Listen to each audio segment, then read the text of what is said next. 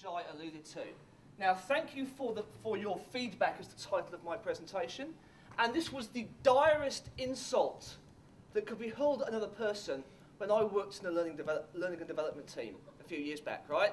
Because thank you for your feedback was generally what you said in response after somebody had said something really cutting to you, right? Now, 3 questions for you. Okay, who here likes getting good feedback? Who here likes getting a pat on the back? Right, okay, who here doesn't like that? Fantastic. Who here likes getting negative feedback? Okay, interesting, we'll test that out later on.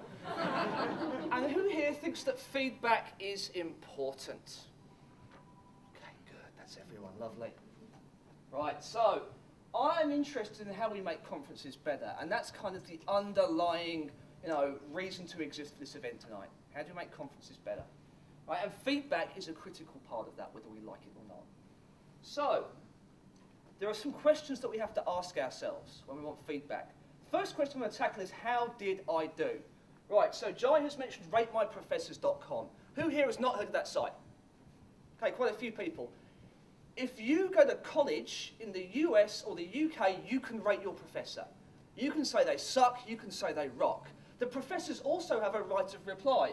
1 million professors rated, over 6 million opinions. I think it's 8 million now. Those opinions could be garbage, right? Apparently the greatest professor in the US is a guy called Randy Todd at Brigham Young University in Salt Lake City, Utah, right? Is that true? I don't know. These people seem to think he is, right? So I thought, how about Rate My Speakers? This is what I found when I Googled that, right? It's a site on audiovisuals. Not quite what I was looking for, so I created this instead. It's a Wikispaces prototype. It's called Rate My Speakers. It currently has 3 people on there. I am one. Corey, where are you? Corey's another, right?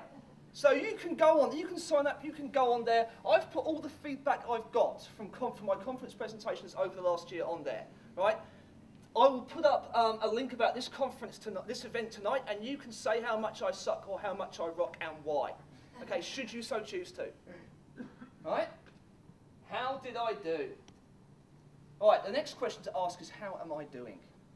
Okay, and that's where Twitter becomes very important. Who here has not heard of Twitter?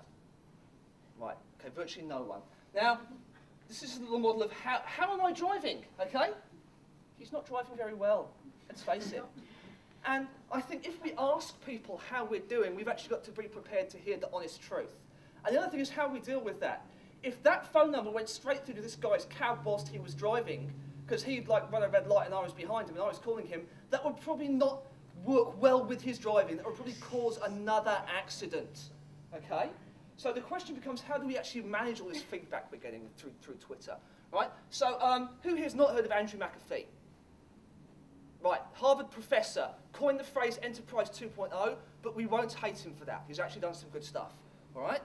And he used Twitter with a class of his about a month ago, and he said, well, they kind of sucked, really. They didn't like it very much. And if you looked I took a random sample of 3 of his students.